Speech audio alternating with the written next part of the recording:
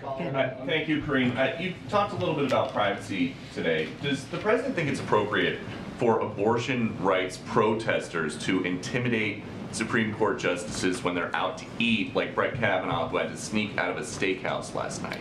We have been pretty clear on this. The president has been very clear that we condemn any intimidation of judges in this specific question here. We have condemned that. We have signed. He has signed a piece of legislation making sure that they have the protection that they need. But you never said don't go to their houses. So as long as they're peaceful, would you say don't go to a restaurant that a Supreme Court justice is at?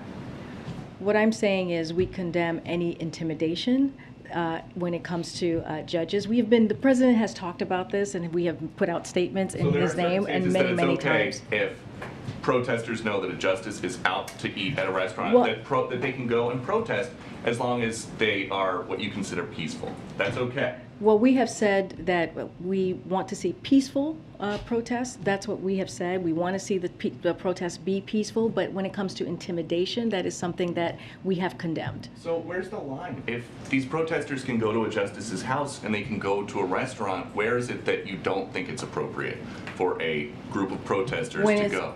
I just laid out, you asked me about intimidation. We condemn intimidation. We condemn any violence, and we've been very clear. It is a clear definition of what violence is or what intimidation is.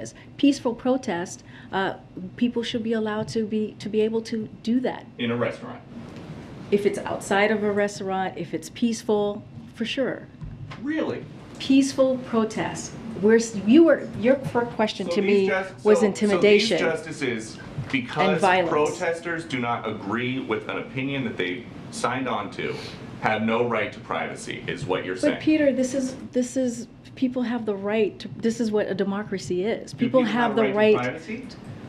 Of course people have a right to privacy, but people also have a right to be able to protest peacefully. Is that peacefully? safe? It's the intimidation and the violence that we condemn. Is that safe? Peter, isn't that creating a potential really bad situation when there are people, even if they're being peaceful at the time, they're angry.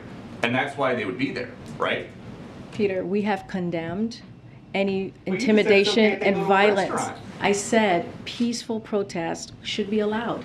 We do condemn intimidation, and we condemn any violence at any whatever type of violence. So, we've been very clear on that. So President Biden and the president has signed legislation that was passed in a bipartisan way in Congress to make sure that the judges have the protection that they need.